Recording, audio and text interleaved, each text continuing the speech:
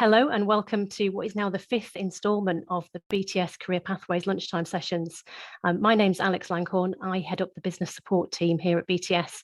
And today we've got something a little bit different on the agenda. It's a topic that's close to my own heart and one that is relevant to some of the learners that come through the BTS pathway. So over the next 40 minutes or so, we're going to be discussing the topic of neurodiversity in the context of studying for regulated exams and also within the workplace in financial services. For anybody who is joining us live on the session this lunchtime, you will have the opportunity to ask questions of our guests at the end. So do feel free to put them in the chat as we go through, and we'll attend to those at the end. And we'll also open the mic at the end as well. So if anybody would like to ask any live questions, you'll have your opportunity then. So joining me on the session today, we've got two fabulous guests, and we have Hayley Brown, Corporate Development Manager at the CII, an expert on all things professionalism. Looking at your bio, Hayley, welcome. Would you mind telling me and the listeners a little bit more about what you do? Yes, so my role is Corporate Development Manager at CII Group. CII Group has quite a large community covering both personal finance and general insurance. And I look after our key clients, so corporate relationships, to help the firm ensure that their staff meet their professionalism needs. That's the blend of knowledge, skills and behaviours. Okay, fantastic. So yeah, all things professionalism. I read that as when I looked at your bio, which is fab. Thank you for joining us. We also have the wonderful Jon Dunckley, Director of About Consulting, and a trainer, coach and fellow, let me get this right, Jon, of the PFS, the CII, the LIBF, the CISI. I believe there are more designations that I've probably missed off the list. As well, but we'll let that one slide. Impressive nonetheless. Welcome, Jon. Thank you for joining us. Can you tell us also a little bit about what you do? Obviously, that's a huge list of things in your list and your profile there, but just in a nutshell, if you can, what is it that you do? So we've got 6 strands to the business covering the financial and education sectors predominantly, but we look at leadership training, we look at technical training, safeguarding training, particularly in schools and colleges. And between the two of us, myself and my wife that run the business, we also do quite a lot of coaching as well. So our single goal, if you like, as we always say, is that we want to help ordinary people do extraordinary things. And that's one of the things that I'm kind of keen on in this session, really. Yeah, fantastic. Thank you both for joining us. I'm really grateful to have you both here on the programme today to chat to me about your insight, your advice to share with our listeners. So the topic that we're looking at, neurodiversity, it's not new by any means at all, been around a very, very long time, term coined a long time ago. But it is starting to show up more prominently, I feel, in various places in the public domain, particularly on social media. I mean, if you search for the term on LinkedIn, Instagram or anywhere else, you're going to find people talking quite openly and publicly about their own experiences of being a neurodiverse learner or a neurodiverse professional or person. And there's some great work being done to raise awareness about what I like to describe it as the natural range of difference in cognitive functioning in people. And so I'm hoping that today's discussion will add to that by looking at how alternative thinking styles like dyslexia, autism, ADHD, just to name a few, affect both study and the workplace for our learners, particularly those going through the regulated diploma in financial services. So Jon, I'm going to come to you first, if that's okay, for a little bit of help on the definition of what we're talking about, really. As someone who's very open about your own experience as a neurodiverse learner and professional, what is it that we're talking about when we talk about neurodiversity? I think it's quite difficult, isn't it? Because historically, if you ask somebody about neurodiversity, you would get autism as the general response, and that's really where neurodiversity started. It was a way of looking at particularly autism as a condition, and that's where my own neurodiversity lies. I'm quite open about the fact that I was kind of late diagnosed Asperger's, so that's sort of my sort of personal interest in this. But these days it's got a lot broader, and I think you hit the nail on the head, really. It's that natural range of cognitive differences and a recognition of the fact that whilst you've got your neurotypical people, those whose brains are wired perhaps as you might expect in a textbook sense, that doesn't encompass the range of human experience, and things like dyslexia, dyscalculia, ADHD, Asperger's and autism spectrum disorders, even to things now like schizophrenia.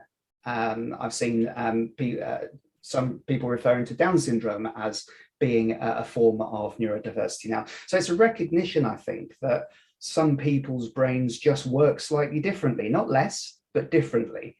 And that the diversity and inclusion agenda, which is fantastic, you know, you rightly said that there's a recognition now about the need to be more diverse. We're hitting that quite strongly in terms of the need for racial diversity, and also for things like gender and sexuality, but they're still lagging behind a little bit in terms of the neurodiversity agenda. And I think that's why sessions like this are so important. Yeah, absolutely. And it is like all topics of diversity. It's a difficult conversation to have sometimes, because there's no one size fits all solution. There's no, if we change it like this, we've suddenly opened up the accessibility and we've made things more diverse. We're not necessarily going to be able to cover all grounds there. So we're going to try not to generalize today in our discussions, but at times we'll probably find ourselves doing that, because it's really difficult not to generalize. So just being mindful of that, and how diversity is just that. It really is a spectrum of different needs, of different strengths and abilities. So for this session today, we'll do our best not to generalize, but I'm sure at times we'll venture down that path a little bit. So when we're thinking about the route to becoming a financial planner, for example, whether that be a paraplanner or an advisor or anything in between, the pathways that we support here at BTS, and the pathways that the CII provide, obviously the Diploma in Regulated Financial Planning. I know, Jon, you do some coaching with individuals for that, and also here at BTS, that's where we specialise. What do you feel are some of the challenges that our neurodivergent learner may face when looking at studying for the regulated diploma? I think it depends on what kind of neurodiversity we're talking about, doesn't it? If we, for the purposes of this session, if we sort of look at the three main headings, I guess it's probably the easiest approach. So we're looking at people who are on the autism spectrum, those with ADHD, and those with dyslexia. Those are the three sort of big headings that we seem to come across. Very different needs in respect of each of those. So, for example, we know that people who are dyslexic tends to process words in a different way. There's different parts of the brain that are engaged. So whereas there are areas kind of tucked behind your left ear that are much more active in neurotypical learners when they're reading a book, there are different areas of the brain that are having to do extra work in dyslexic learners, because those ones just don't get the blood flow. That means that the idea of sitting down with a big weighty tome of CII text isn't necessarily going to work for that type of learner. And they're going to need to find alternative ways of being able to get that information from that book into their brain, ready for the exam. And there are all kinds of strategies I'm sure we'll kind of come to a little bit later on, but certainly from a challenge perspective, when I'm coaching people, what I hear most often is, I just don't know where to start with this. Waving a textbook around, it's too much. Yes, absolutely. For those with ADHD, when I've had conversations with students in that situation, it tends to be more, a similar type of thing, really. I can't sit down with a textbook because my brain's jumping all over the place, and I can't sit down and just wade through a textbook. It's too intimidating. It tends to be too much. Interestingly enough, those that are on the spectrum, like myself, it almost seems to go the other way sometimes. So that you take a textbook and you start reading through it, and then you find that you've disappeared down a rabbit hole and you've started doing other research, and you've learned everything there is to know about the money purchase annual allowance by going through the HMRC website, and you've wasted 4 or 5 hours on something that really you didn't need to do. So there's lots of different challenges, and I think that I'd sum it all up, and this sort of comes back to the point you made before, that we always say that if you want to look after people, you should treat them as you'd like to be treated. And that's what we need to move away from. This idea that we should treat people like we would like to be treated presupposes that everyone's like us. And what we should do instead is find out how they want to be treated, and then give them a range of solutions that help them in that way. So it's about having those conversations and finding out what is the challenge for that individual, and then looking at a range of measures that can help them with their own particular needs. Absolutely, yeah. So, yeah, getting started is a big one, I think, whether it's, as you said, a large tome that's off-putting for someone with dyslexia, or somebody with ADHD who it just doesn't know where to start with such a vast task. And again, we're potentially generalizing here because not everybody will have that difficulty, but it is a common difficulty and shared by neurotypical learners as well, but even more felt even more so by neurodivergent learners. So getting started, I mean, each unit on the RO, Hayley, they're huge, aren't they? So knowing where to get started is a huge one. And we're going to look at the exam itself in a little while, but just in terms of study, what support would you say is available via the examining body from a study perspective that might support some of these needs? Yeah. So first of all, I think I want to touch upon the support available for any learners to take advantage of. And I can think of 3 in the first instance. So first of all, whenever you enroll in an exam unit with us, you get a choice. You get the option of either having a printed hard copy physical workbook or a digital only copy. So there, the thought is, would you like the digital only copy where maybe you could resize the font on your screen, or would you like the hard copy where you can really get in amongst it, get your highlighters out, your post-it notes, so whatever works best for you. So it's available to all learners, but particularly a neurodiverse learner might like to have a think about what will work best for them. Another option that all of our learners have is whether to take the option of enrolment or enrolment plus when they order an exam unit from us. So enrolment is the standard package, which includes the workbook, the exam voucher and revision mate. And enrolment plus includes all of those things, but additional study aids. And potentially a neurodiverse learner might take advantage of those additional study aids in enrolment plus because there's more of a variety of mediums on offer for the learning. So you will find that there are the key facts book, there are extra question packs, there's a tutorial, there's an audio guide. So a neurodiverse learner might find that there's a particular medium that supports their learning better. And then if we think about the actual exam itself, again, available to all learners, you have the option of either sitting in your own home via remote invigilation or in a test centre. So again, some thought needs to be taken, particularly for a neurodiverse learner, as to which is going to benefit them most. Are they more comfortable in their own environment, or would they like the structure that a test centre brings? So there are some examples of just what we offer for all learners, but of course, alongside that, we have reasonable adjustments which we can offer, which is a formal process which you can go down. And is this related to the exam itself? Yes. Yeah. So we'll look at the exam itself in a couple of moments, and come back to those. That's really, really helpful. So what I'm sort of getting from that, Hayley, is there's a recognition from the CII as well as other training providers that that one size fits all isn't necessarily the route. So when you come to enroll for your exam, you don't have to go, right, well, I need all of this. So let's just check the one box and say, yeah, that's what I get. That's the full pack. And away you go. You can customize that. And that can be within the CII's own suite of resources and also adding in things from outside. You can get a flavor of what works for you as a learner, for whether you're neurotypical or neurodivergent. Again, we're looking at black and white there, but for all learners have that choice, which is really important to be aware of from the off. So if you are finding yourself struggling with the materials that you're currently sitting with, there's lots of other things available, both via the CII and by other providers like BTS, and other people are out there that might suit you better. So having a look around for the different modalities, as you say, audio, video, e-learning, it's not just a case of sitting down with that huge weighty textbook. There are other things on offer. Yeah, that's really useful for our learners to know, I think. So many people, I think, when they enroll on the diploma, aren't aware of that at the initial stage and feel it's just a case of that's my exam pack, I've got everything I need and off I go. And then they hit a wall, usually with R01, which is a difficult one to get through anyway. So they hit a wall with that and some think, well, perhaps this isn't for me. And that's often when we might get a call where people say, oh, I'm really struggling with this, I'm not sure it's for me. I can't get the information to stick in my head. And at that point, we start to look at learning styles and preferences and what might be other options available to help them through that exam. So being aware of the choices, I think, is the first thing, and that there are other ways through.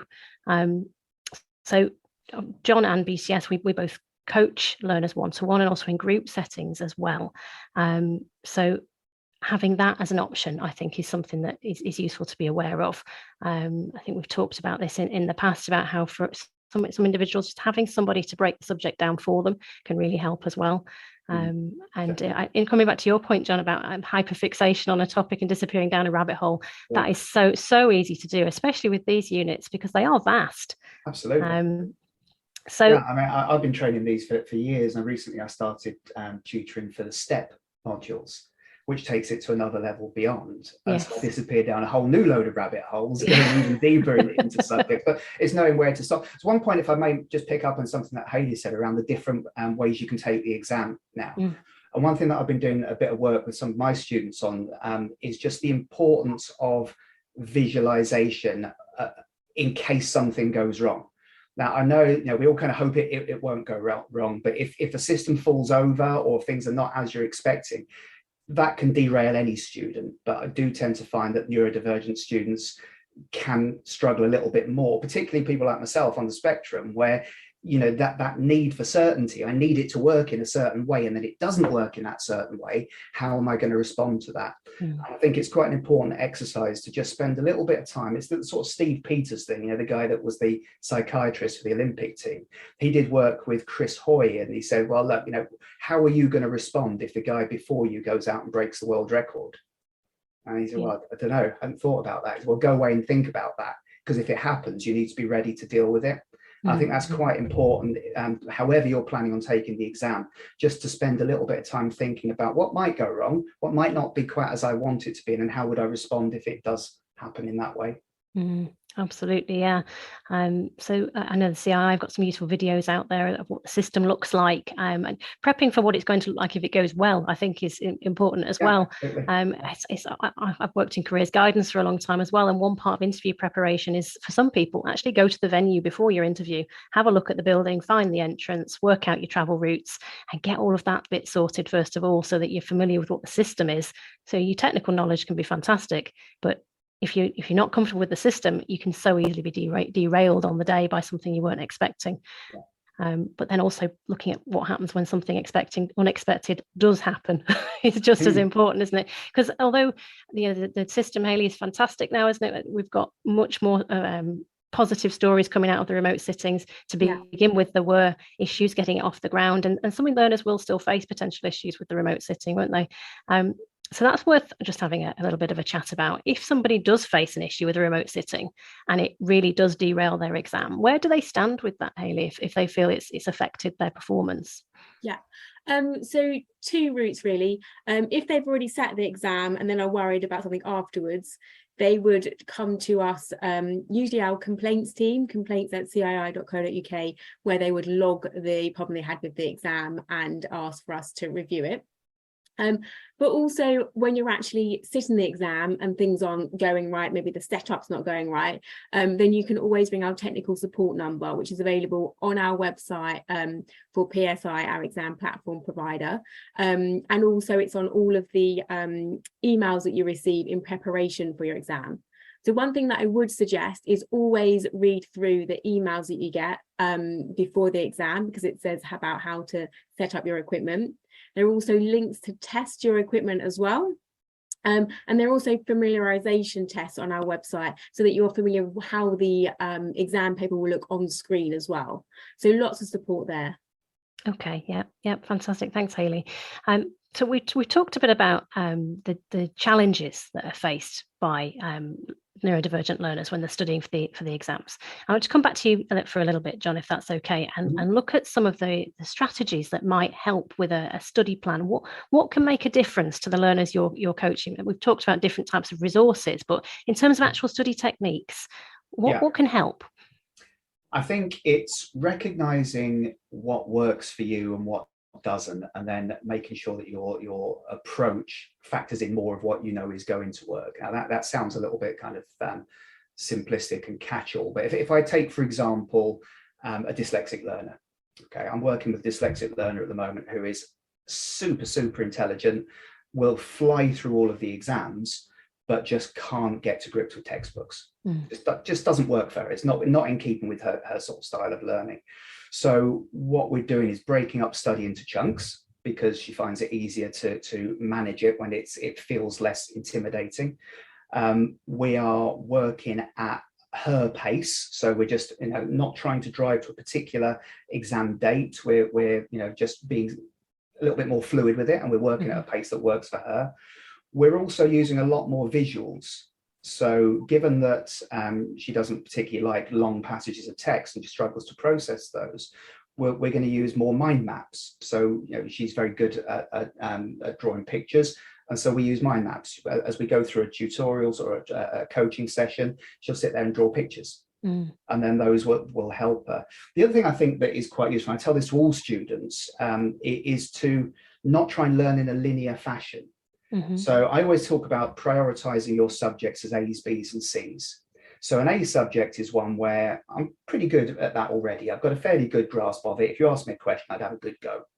A B is one where if I was put on the spot, I could probably blag my way to a couple of lines, but it's not great. And C is you might as well be speaking another language. And then you try and concentrate your learning in order of C, B and A. So you're not just trying to learn linear textbook style, you're actually trying to learn in a way that fills your own knowledge gaps and makes it kind of more meaningful for you. So from a dyslexia perspective, I think, breaking it down, making it less texty, and using things like images, flashcards, that kind of stuff has worked really well. From a sort of spectrum, autism spectrum situation, I think it's a combination of things. Again, it's about recognizing yourself. I look at, for example, when my brain is most likely to be engaged in the learning process in the day. I know that there are certain times of the day where I'm completely wasting my time. If I sit down to try and study, my brain just is not going to function at that time. So I make sure that my study takes place at a time where I'm more likely to be engaged with that learning. I'm more likely to take it on. I also think it can be quite useful to spend more time, I think, if you're on the spectrum, looking at past papers and the style of the exam questions, making sure that you understand the way that those questions are going to be asked and trying to remove some of that uncertainty. Because I've sat down in exams before and I've spent almost as long trying to work out what it is they're asking me for as I've spent actually answering questions. So looking at past papers, trying to understand the style of questions and the structure of it can really help. And building that into your study plan is really useful. I think for me, and again, I don't want to generalize, I'm just telling you some of the things that have worked for me and other students that I've worked for, but being on the spectrum, I think getting enough sleep is absolutely crucial to my own study. When I found myself trying to do too much alongside the day job, working too late into the night, limiting the amount of sleep that I'm getting, I find that by the end of the week, it's completely counterproductive. I'm not taking anything new. So making sure that I look after myself. For me, that's sleep. It might be other things for other students, but making sure you're looking after yourself can help you with that. And having a good structured study plan overall is really helpful. So you don't disappear down too many rabbit holes, knowing what you're aiming to get out of each session. I used to do lists. So when I sit down to do a study, a session of study, I'll know what I'm looking to get out of that study session. And then before I finish it, I'll write my to-do list for the next study session. So I'm not coming at it cold. I know exactly what I'm trying to get out.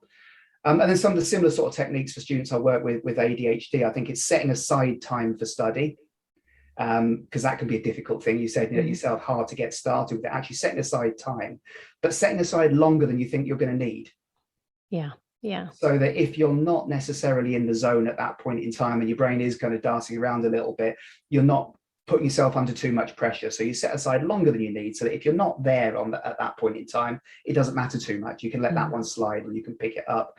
Don't try cramming. I think for students I work with ADHD, highlighters are golden, because you can separate the wheat from the chaff with the highlighters. That's really useful. Lots and lots of words. Well, which ones do I actually need? Those ones, right? The highlighter.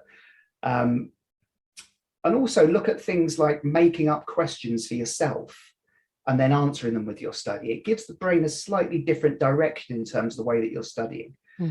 So rather than just saying, I'm going to learn about income tax on benefits in kind today, set yourself some specific questions. Well, I'd like to know about how this works.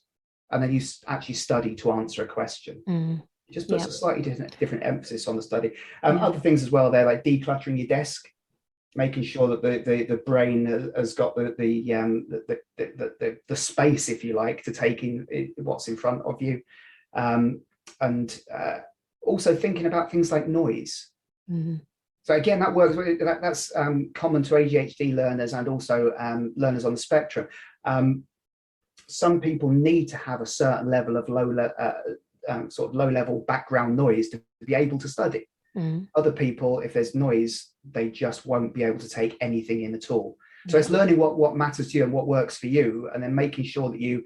It's what Clive Woodward said, the old rugby coach. He said, "Work out what winning looks like, and then design the experience that gets you there." Yes, yeah. And I think that's what it comes down to: is work out what winning is for you. If it means I need silence, right? Where am I going to study where I can have absolute silence for a period of time? Yes. I like to have a little bit of low-level background noise because I find that I can't separate background noise from people speaking. So it's almost like I've just got a sort of sensory deprivation chamber, almost. If I've got that low-level noise, it just blocks out everything else. Mm. So I study in coffee shops. Okay. Yeah. Always worked for me. Yeah. There's lots and lots of different techniques. I know it's a bit of a whistle-stop tour, and again, I'm trying not to sort of generalize too much. I think what it comes down to for me more than anything else is that there are lots of different techniques that you can use beyond sitting down with a textbook and trying to learn it in a linear fashion. Mm. And if you feel as if you want that kind of help, there are lots of people like BTS, like myself out there, that can help you to learn in the way that works best for you. Mm. Absolutely, yeah. Some great techniques in there. I love some of the analogies in there as well, and it got me thinking about one of the learners I've been working with recently, who has ADHD, and their view was they didn't know where to start because they didn't know what good looked like. They didn't know what they were aiming for. Mm-hmm. So sometimes it's about working out what does passing the exam look like? What does that golden 65%, whatever it is I'm aiming for, what does that look like? What do I need to achieve that? What does a good answer look like? And working with model answers can be a good technique. And also, will you be happy with that? Yes. Because, for certain learners, I could get through the exam in a heartbeat. Not going to be an issue. I know I can pass that exam, but that's not going to work for me. I need more than that. I need to actually understand it. Mm-hmm. So what is it that winning looks like for you? Is it that certificate that says you passed? Or is it having that really in-depth understanding of the subject that makes you feel as if you've got the confidence to then speak to other people about it? And again, that's a very individual thing, isn't it? It is. There's lots of self-awareness involved in there, which is often quite a difficult thing as well, isn't it? Now, Hayley, we talked briefly about the exam a little bit earlier on, and you mentioned that in terms of the exam itself, just moving on from study now to the exam, there are, as you said, reasonable adjustments, I think is a technical term for it, that can be put in place to support people through the exams. Could you run us through what some of those are at the CII and how a learner would go about accessing them? Yeah. So first off, it absolutely is a good idea to disclose neurodiversity to the examining body, so to us. And how we would like you to do that is in writing. So all you need to do is just pop us an email, ideally at the time of enrolment. So as soon as you've enrolled on to, let's say, RO1, then would be a good time to send us an email and to let us know. And what we will do is have a look at what you've put in the email and then make the reasonable adjustments to give you the best chance of succeeding. Mm-hmm. In the email that you write to us, we ask for three things. We ask for you to enclose evidence from a professional. So examples of that could be an occupational psychologist or perhaps a doctor, which confirms your condition. We also want them to explain how your performance might be affected by that condition. And then finally, what steps we can take to ensure that you are able to perform at your full potential. So as I say, in writing, in an email, as soon as you have enrolled is the best time to do it, so as soon as possible, with that evidence there, covering those 3 points. So formal evidence from a professional, details of how your condition hinders your performance, and what we can do to actually make you fulfill your full potential in the exam. Okay. And then from there, we will actually make the reasonable adjustments needed. Okay. And what sort of things would that include? Yeah, so it could include extra time, for example. So whenever you have extra time granted, actually with the CII, you just need to apply for that once, and then we will always have that on record and always be granted for the rest of your exams with us.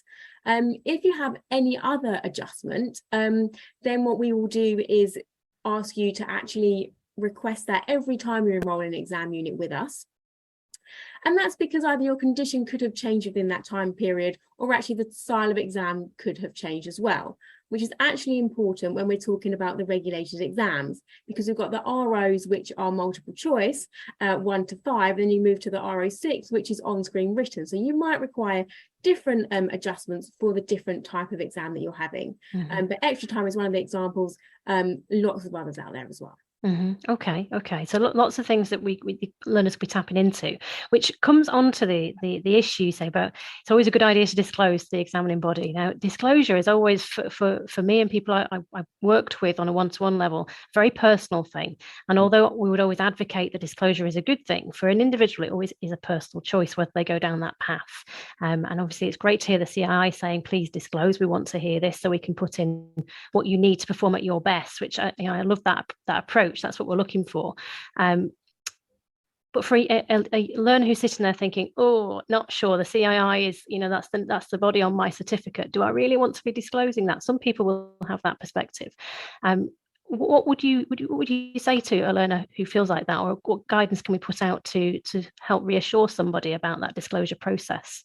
Yeah, so I think learners are hesitant to apply for reasonable adjustments because, as you said, they're perhaps worried about confidentiality or how difficult it might be to actually gain the reasonable adjustments, or equally they might not even know that there's adjustments that they can apply for. So as I say, we would absolutely recommend that they do, and just be confident in the fact that when you apply for a reasonable adjustment, it goes to one specific team. I don't see the reasonable adjustment, no one else knows. So it's on your personal record. Very limited members of staff can see that record, and it doesn't go to, say, your employer or anybody else. So as long as you let us know, we make the arrangements very confidentially and discreetly behind the scenes, and then no one needs to know any further. Okay, good. Hopefully that will reassure anybody that has got concerns about disclosure. I would like to just talk about disclosure for a little bit, if that's okay with you both. I mean, Jon, yourself, you're very open about your own late diagnosis that you received, and having gone through that, would you say it's been a positive thing to put that out there and have that as? Yeah, absolutely. I mean, my situation was an interesting one because my wife used to be a head teacher. And we were having a conversation one day and she said, you're autistic, right? I said, get out of it. She said, no, really? I said, no, I'm not. Don't be ridiculous. She said, no, really, you are. I said, that's nonsense. Anyway, I've got a degree in psychology, so you think I would have thought about these kind of things, but it never even occurred to me. And then I kind of mulled it over and I thought about it and I lived with it for a little while. And eventually I thought, actually, it might explain a few things. So I went and I paid a clinical psychologist to do a full assessment, took a whole day to go through the process. And at the end of it, he said, look, you are, I can tell you that. He said, I could have told you that before you came in here, because I asked you to complete a test last week. And people who are on the spectrum generally score 30 or less in that test, and you scored 3. So that was a pretty good indication. Okay, fair enough.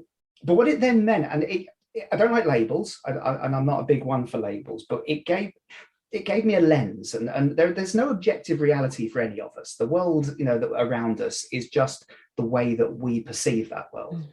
And it gave me a different lens to look at my own experience. It allowed me to think, well, actually, do you know what? That's why I find that difficult.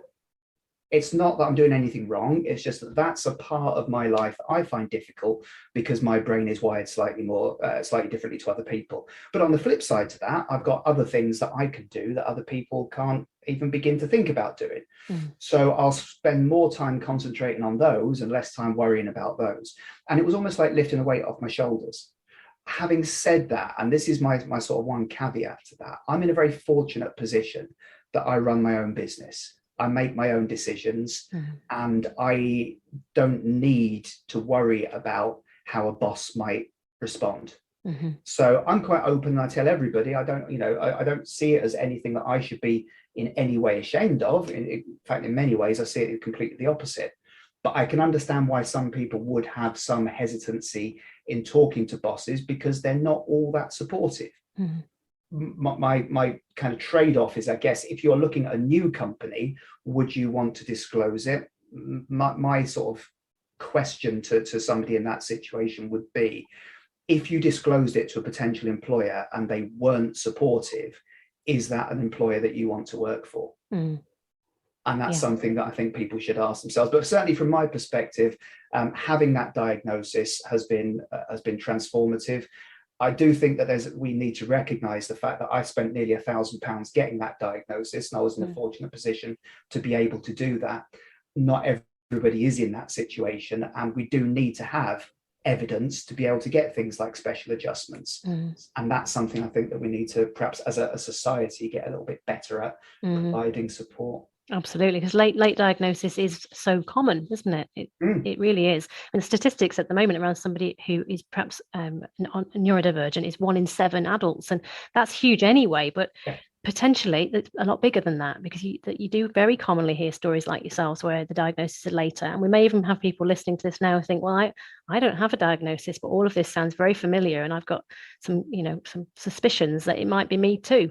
So getting that diagnosis, as you said, the private route is one route. The NHS route is going to be a much slower route, but it's certainly there as an option, but a much slower route. So that's something I think is a potential barrier to adults later in life, especially career changes as well, which a lot of the financial services people who are coming into the profession are career changes. And it's often at that time that people start to realize the reason they've gone for a career change is they were not satisfied where they were, and that was because of an undiagnosed condition like this. So it's a tricky time when we need that definite piece of paper to say, yes, you've absolutely got it. Hayley, is there anything that can be done for somebody who doesn't have an official diagnosis but is finding themselves in this position? Or is it a case of we really need to encourage people to be looking at that route? Yes, so to request some formal reasonable adjustments, we do always require verifiable evidence. We are aware of the backlog, particularly as you mentioned on the NHS since the pandemic, due to people getting diagnosed. So it's a case of persevering. I did mention there are different avenues you can go down. You can get somebody from occupational health who's suitably qualified to be able to do that verification letter, also your doctor as well. So there are different avenues that you can seek out help from. But unfortunately, if we are talking about formal adjustments as opposed to and the different options for a study which is open to all of our learners, we do require that evidence. Okay, that's good to know. Thanks, Hayley. So I'm really aware of the time, and I know we've had a couple of questions in the chat, so I want to be able to pop over to look at those in a second. But just to finish off what we've been looking at, coming back to Hayley, first of all, from a sort of study and sitting exams point of view, what one piece of advice would you give to anybody to take anything away from what we've been talking about today, who is perhaps relating to some of the challenges that we've been talking about? What one piece of advice would you give to them to follow up with? It would just be that we really want you as a professional body to fulfill your potential. And so please take advantage of any of the options we have for study on offer which suit you the best, and also apply for reasonable adjustments that you need to, because the CII holds the Royal Charter, and as part of our Royal Charter, I realise this is a long closing remark, but because of our Royal Charter, our purpose is to ensure the public's trust in the profession. Okay, so what a better way of doing that than making sure that the people in the profession reflect today's society. So, we welcome neurodiverse learners into the profession, and also that they are suitably qualified as well. Fantastic. Thanks, Hayley. And Jon, yourself, from a sort of study and maybe even a workplace point of view, you take your pick which one you'd like to go for there. What one piece of advice would you offer to somebody who's relating to some of the things we're talking about? Well, I'm going to take the liberty of doing both, so you'll have to shut me up otherwise. But I think from a study perspective, if you always do what you've always done, you'll always get what you've always got. And if you've always found it hard, then look for something new. That might be speaking to somebody like myself or like BTS with different options, a different way of looking at things, somebody that can help you. But don't kind of labour on in the way that you always have. If you've always found it difficult in the past, try something new, speak to somebody else. I also think from a careers perspective, if you do start to suspect, or you've got a formal diagnosis, you think, well, actually, certain things are a real challenge for me. Financial services is a big world. I was a pretty average financial advisor. I was never going to set the world alight, because I found the sort of soft skillsy bits much more challenging. I used to have to use so much brain power on the soft skills bits that it almost sort of shut down my processing power for the bits I was really good at. I then became head of technical for a life office, and suddenly thought, oh, this is good, I can do this. I found that really easy. So don't, just because you may be struggling in one part of financial services, don't necessarily think that this isn't a career that's for you, or this isn't a sector for you. There's a lot of different roles, and it's just about, you're on the right bus, you just got to find the right seat. And again, speak to other people that have been through that process, because I know how hard it can be. You can get really disillusioned and think, I can't do this. But actually, there might be something else that you can do within the sector that you will absolutely excel at. Yeah, fantastic. Thanks, Jon. I didn't just look over in the chat here. We've got a couple of really good questions. I think one might be specifically aimed at Hayley and the CII. So I'm just going to read it, if that's okay, because it's quite a lengthy one. So I'm going to read out the most recent one on here. Which is somebody saying that one of the areas they've struggled with is the multi-response exams, which can feel like they need to memorize answers rather than testing from their personal experience, rather than testing application. They're aware that there was a consultation held last year, and this was noted, and it was mentioned potentially more material would be offered within each exam so that learners can focus on application rather than just memorization of the knowledge. And the question, the person asking the question says, I wondered whether this would be considered for neurodiverse learners. I was previously disclosed with dyslexia and have extra time, but I don't really know what, if any, further adjustments I may have with the diagnosis of Asperger's. So is that something that you can grapple with there, Hayley? Yeah, it's quite a lot going on in the question. Yes. But the person who is it that suggested? Lawrence.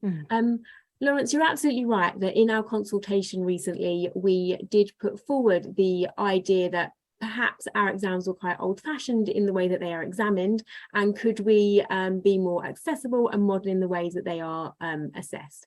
And we fully take that on board, and we are currently looking at different ways that we can assess individuals. Could that be assessment by experience? Could that be interviews? Could that be open book exams? Could that be contributions to online forums? I mean, there are huge variety of mediums for assessment that we are currently exploring. So nothing has been ruled in or out yet, but it's really great to bring up the lens of neurodiversity when we make that decision. I also wanted to say that we have recently formed an accessibility working group internally at the CII, and that's to look at the complete learner journey with a current focus on assessment. So are we making the process as accessible as we can be so that we are fair to all candidates? So the team are currently working on that, and this is something that they will take a good look into as well. Okay. That's good to hear, Hayley. The second question that's in the chat, and then I'll briefly open up the mic, is again from Lawrence. You've got some fab questions, Lawrence. This is a question around support that's available via the CII, and to see the question. Lawrence is saying that a lot of the study required for the RO exams in particular is very much based on self-study, but he doesn't feel that particularly suits his learning style. Is much more geared towards classroom interaction, and wondered whether there'd be anything like that coming through the CII, whether there'd be any consideration about offering some support sessions to help learners better understand, rather than it being so heavily self-study focused. Lawrence, it's like you're a plant here. He absolutely isn't. He's just a fantastic question. Okay, so really great question, because actually we are looking to offer online publicly available revision courses for our ROs. We are starting with a pilot of this in the second half of this year, so pretty much from next month onwards we'll be looking to offer that available to anyone to join, because we acknowledge that the support we offer at the moment, exactly as Lawrence said, is largely self-study.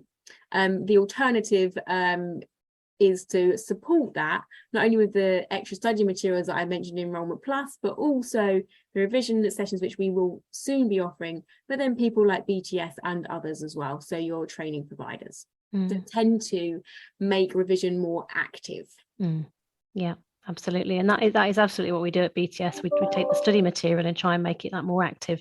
So things like study groups are available through people like ourselves and other providers. And obviously Jon does his coaching as well. Does it recognise that's an important part of the learning process? Okay, so I think that concludes the questions that we've got for our guests. So, Hayley, if anybody does have any questions after the session, what's the best way to get in touch, either with yourself or with the right people at the CII? Yes, so for any reasonable adjustments, you can just go to our generic customer service inbox and I'll be fully equipped to assist. So that email address is all lowercase customer.serve@cii.co.uk. And you can also email me as well, hayley.brown@cii.co.uk. Fab. Thanks very much, Hayley. I appreciate that. And Jon, yourself, if anybody wanted to reach out to you after the event, what would be the best way for them to do that? 2 ways. I spend half my life on LinkedIn, so look me up on LinkedIn. Alternatively, you can drop me an email. It's Jon, that's JONOH, at aboutconsulting.co.uk. Fantastic. Now, thank you both very much for sharing very candid and straightforward answers to some of the difficult questions we've looked at today, and being very honest about your own experiences and the support that's on offer, and obviously the work that still remains to be done to make things even more accessible for neurodiverse learners. So it's been great to hear from both of you, and I hope everybody who's listening has found something useful from it. If you want to get in touch with either of our guests, you can do so, or come back to us at BTS. You can contact us at support@bespoketrainingsolutions.com, or pick up the phone. We're always more than happy to have a chat with people one-to-one about their study journey. So thank you very much for joining us.